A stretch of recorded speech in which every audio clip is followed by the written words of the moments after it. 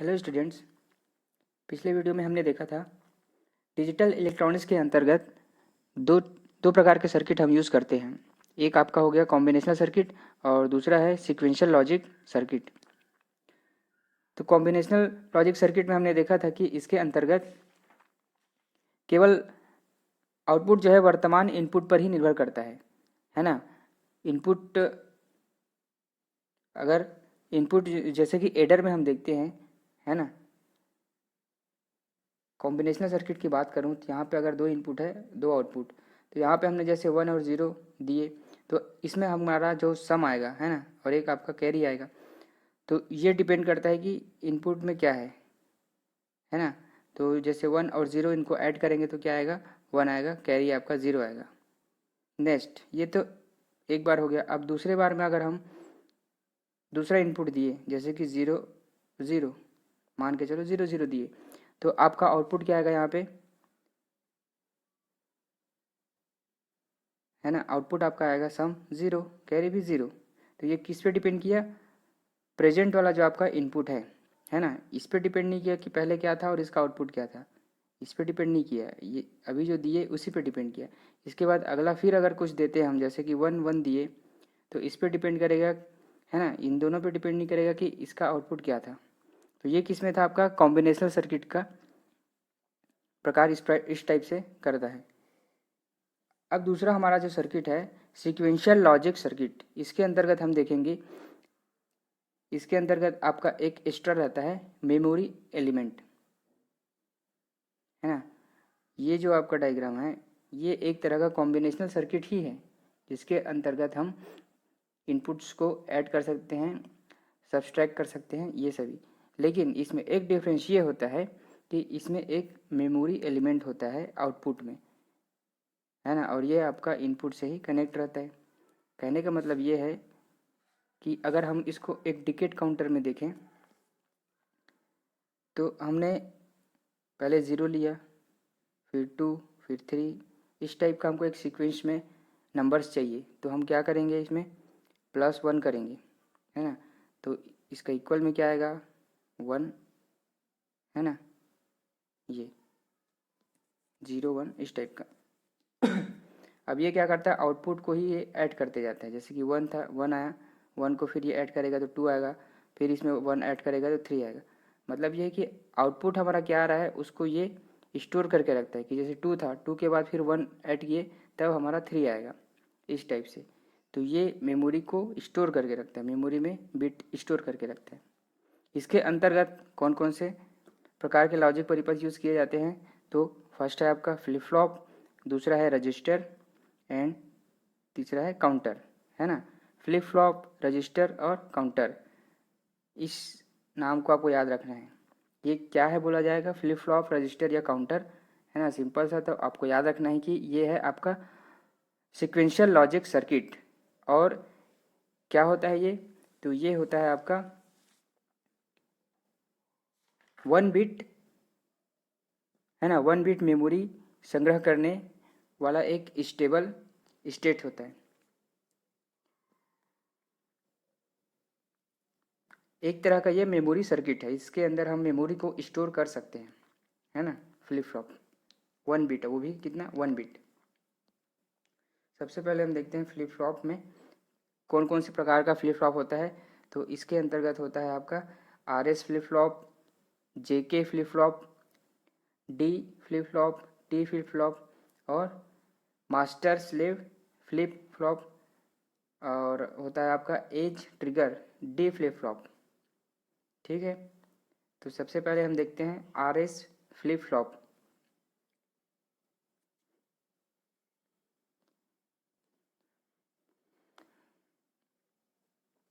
RS flip flop, है ना, RS flip flop में क्या होता है, इसमें दो नैंड गेट यहाँ पे यूज़ किए हमने। ये इसका सिंबॉलिक डायग्राम और ये इसका सर्किट डायग्राम।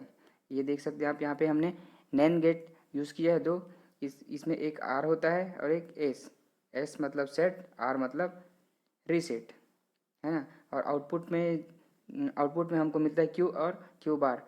ये दोनों एक दूसरे का कॉम्प्लीमेंट्री, है ना, पूरक होता है। मतलब यहाँ पे 1 होगा तो अगर Q में 1 होगा तो क्यू बार में आपका 0 होगा। ठीक है, अगर यहाँ 1 होगा तो यहाँ 0 होगा।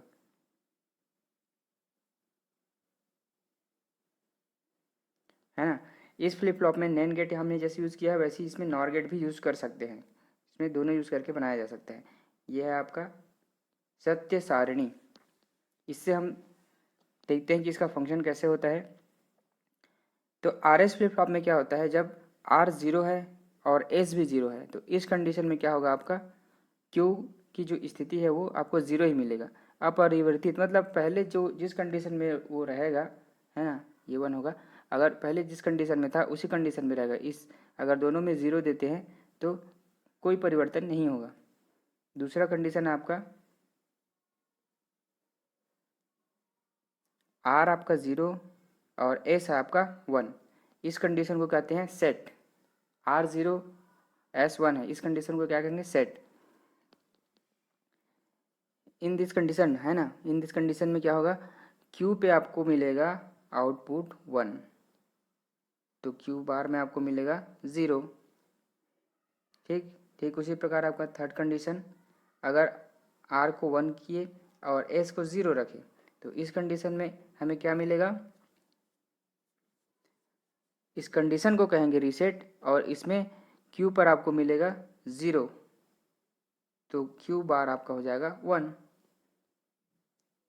और नेक्स्ट फोर्थ कंडीशन है आपका आर और 1 दोनों को अगर हम 1 1 की कंडीशन में रखते हैं, 1 1 की कंडीशन में, तो ये कंडीशन सेटिस्फाइज नहीं है, इनवैलिड है। क्योंकि दोनों इनपुट अगर हाई रहता है तो इस कंडीशन में क्या होगा, क्यू और Q1 दोनों आउटपुट जो है उच्च सिग्नल, है ना, प्राप्त करने का प्रयत्न करेगा, जो कि अमान्य स्थिति है। दोनों 1 1 नहीं हो सकता क्योंकि ये दोनों एक दूसरे का कॉम्प्लीमेंट्री है। ठीक है, तो ये जो कंडीशन है फोर्थ वाला, ये आपका अमान्य है, दोनों 1 1 नहीं हो सकता।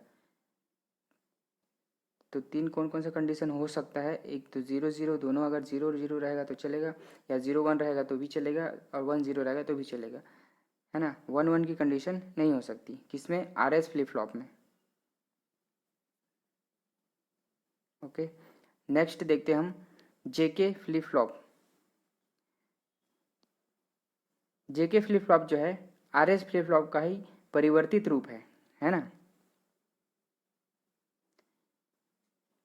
परिवर्तित रूप इस प्रकार है कि आर एस फ्लिप फ्लॉप में आर 1 और एस 1, ये जो स्थिति है ना, पिछले आर एस फ्लिप फ्लॉप में हमने देखा कि अगर 1 1 की स्थिति है तो यह जो है अमान्य हो रहा था।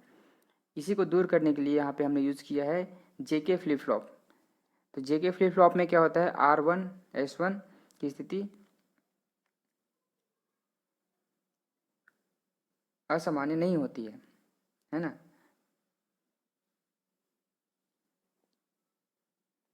और यहाँ पे ये है आपका डायग्राम, इसमें हमने नैन गेट यूज़ किया है।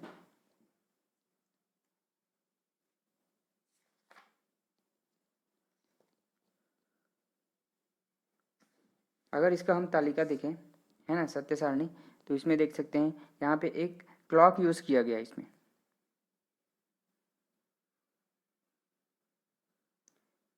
दोनों जो इनपुट है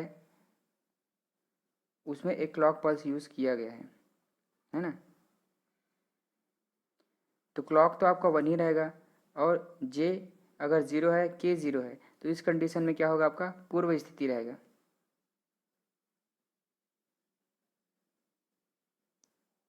ठीक है, और जे अगर 0 है, के 1 है, तो इसे कहेंगे आप रीसेट।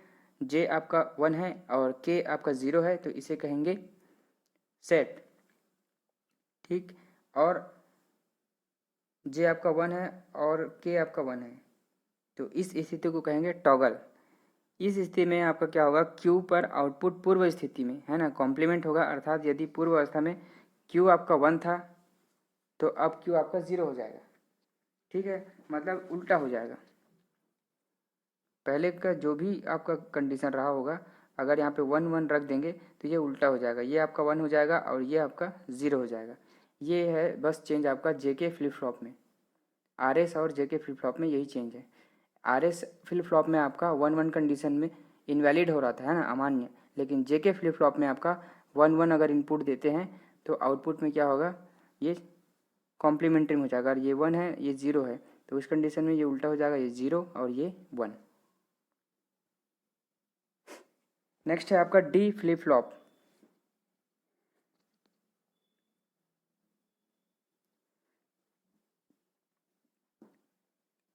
इसे डिले फ्लिप फ्लॉप के नाम से भी जाना जाता है।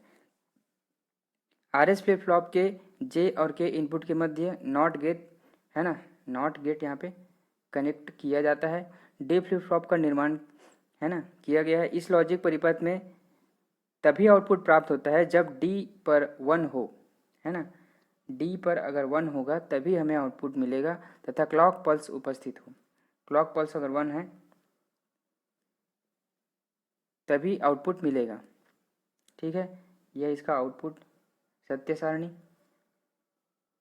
इसमें आप देख सकते हैं 1 है तभी हमें आउटपुट में 1 मिलेगा। ठीक है, ये जो है जेके फ्लिप फ्लॉप का ही एडवांस वर्जन है और कुछ नहीं।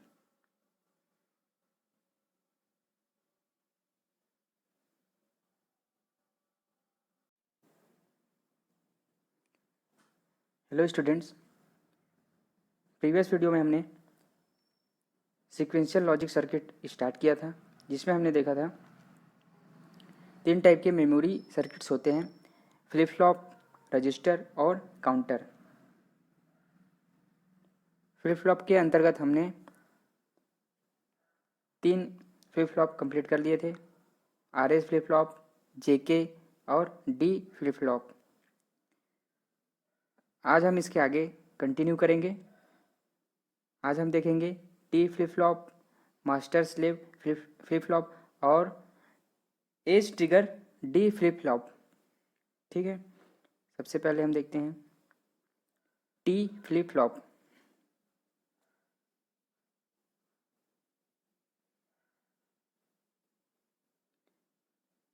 है ना, टी फ्लिप फ्लॉप जो है जेके फ्लिप फ्लॉप का एक एकल इनपुट संस्करण है। इस फ्लिप फ्लॉप में दोनों इनपुट जो है ना एक दूसरे से जुड़े रहते हैं।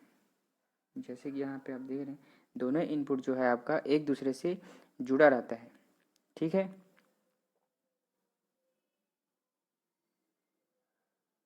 और ये जो आउटपुट है ना, आउटपुट तो मेमोरी वही वाला है, प्रीवियस में जो भी रहेगा आपका वो आपका इनपुट में आ जाता है। और इस दोनों इनपुट जो है वो एक क्लॉक पल्स के द्वारा कनेक्ट रहते हैं। जब t इज इक्वल टू 0 है ना, t इज इक्वल टू 0 मतलब t आपका 0 कंडीशन में रहेगा, तब दोनों एन गेट्स सक्रिय हो जाएंगे एवं आउटपुट में कोई परिवर्तन नहीं होगा। अर्थात t 0 है तब कोई परिवर्तन नहीं होगा। लेकिन t इज इक्वल टू 1 है ना, इनपुट देने पर आउटपुट आपका टॉगल हो जाएगा, अर्थात पूर्व स्थिति है ना 1 होने पर आउटपुट 0 प्राप्त होगा। इस प्रकार पूर्व स्थिति 0 होने पर आउटपुट 1 प्राप्त होगा। ठीक है, इस फ्लिप फ्लॉप का आउटपुट पूर्व आउटपुट का कॉम्प्लीमेंट होता है। मतलब पहले अगर आपका t 0 है आउटपुट आपका 1 होगा। ठीक है, तो क्यू बार आपका 0 होगा। ठीक इसके उल्टा अगर यहाँ पे 1 है, 1 दिए तो आउटपुट आपका 0 हो जाएगा और ये आपका 1 हो जाएगा। नेक्स्ट देखते हैं हम मास्टर स्लेव फ्लिप फ्लॉप।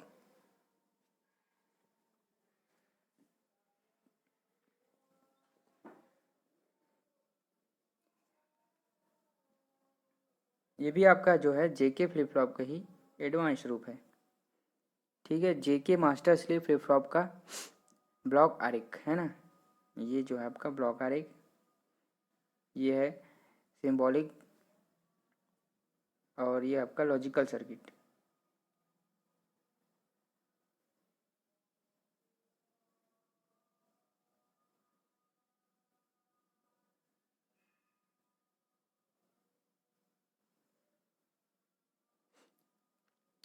इस सर्किट में 2 जेके फ्लिप फ्लॉप प्रयुक्त किया गया है ना, एक ये हो गया एक ये हो गया। इसमें 2 जेके फ्लिप फ्लॉप को कनेक्ट किया गया है एक साथ, है ना। पहला जो है मास्टर और दूसरा जो है slave. Master flip flop positive तथा स्लेव फ्लिप फ्लॉप जो है निगेटिव ट्रिगर होता है। अतः मास्टर फ्लिप फ्लॉप जो है स्लेव फ्लिप फ्लॉप से पूर्व इनपुट जेके पर प्रचालित होता है। यदि है ना इनपुट जो है जे इज इक्वल टू 1 तथा इनपुट के इज इक्वल टू 0 है, जे आपका 1 है और के आपका 0 है, तब मास्टर जो है पॉजिटिव क्लॉक एज है ना पर सेट रहता है। इसके पश्चात जब निगेटिव क्लॉक एज पल्स आती है तब मास्टर के समान ही स्लेव सेट हो जाता है। यदि j इज इक्वल टू 0 उल्टा कर दिया है ना, j इज इक्वल टू 0 और k इज इक्वल टू 1 होता है, तब मास्टर क्लॉक जो है पॉजिटिव एज पर रिसेट हो जाता है और मास्टर की आउटपुट q है ना, q बार जो है हाई लेवल पे मतलब हाई स्टेट पे स्लेव की इनपुट के ड्राइव करती है। अतः ब्लॉक पल्स की जो ऋणात्मक एज है उस पर स्लेव फ्लिप फ्लॉप रिसेट हो जाता है। जब क्लॉक पल्स जो है सीपी है ना 0 होती है अर्थात स्लेव की क्लॉक इनपुट 1 होती है, तब स्लेव जो है मास्टर से प्राप्त आउटपुट को इनपुट के रूप में प्राप्त करता है, परंतु इस स्थिति में मास्टर जो है कोई कार्य नहीं करता है।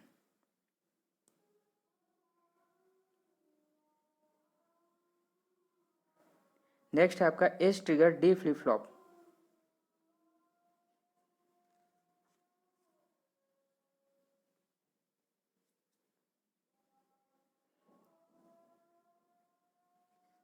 डी फ्लिप फ्लॉप में एक जो क्लॉक पल्स होता है नियमित आकार की वर्गाकार तरंग है ना, यहाँ जैसे कि आप देख रहे हैं ये तरंग वर्गाकार तरंग, तो इसमें ऊपर वाला जैसे ऊपर है तो ये आपका धनात्मक हो गया, ये नीचे है तो ये आपका ऋणात्मक हो गया। ऊपर को बोलेंगे आपका 1, नीचे को बोलेंगे आप 0, ठीक है ना। यदि यह वर्गाकार तरंग जो है किसी आरसी नेटवर्क, यहाँ पे आप देख सकते हैं यहाँ पे यूज़ किया गया आरसी है ना, कैपेसिटर और रजिस्टर का सर्किट यूज़ किया गया है, आरसी नेटवर्क के द्वारा डी फ्लिप फ्लॉप पर आरोपित की जाती है तो तरंग का आकार परिवर्तित हो जाता है। तरंग का आकार आपका जैसे कि वर्गाकार था, ये आपका थोड़ा सा डिस्टॉर्टेड हो जाएगा, इस टाइप का, ये देखो है ना। तो तरंग का आकार परिवर्तित हो जाता है तथा यह संकीर्ण धनात्मक तथा ऋणात्मक स्पाइक है ना उत्पन्न करती है। संकीर्ण ऋणात्मक स्पाइक कोई प्रभाव उत्पन्न नहीं करती, जबकि संकीर्ण धनात्मक स्पाइक कम समय अंतराल के लिए आउटपुट प्रदान करने हेतु एन गेट को इनेबल करती है। संकीर्ण धनात्मक स्पाइक के माध्यम से एन गेट को इनेबल करने हेतु किया जाता है। प्रचालन धनात्मक एज ट्रिगरिंग कहलाता है। ये जो एज है इसी के द्वारा ये जो जेके फ्लिप फ्लॉप है ये ट्रिगर होता है ना, इसीलिए इसको ट्रिगरिंग एज कहते हैं। डी फ्लिप फ्लॉप की क्लॉक पल्स जो है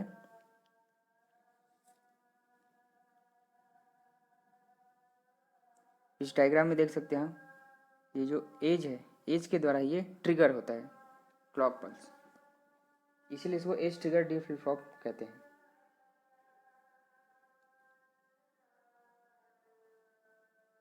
ओके।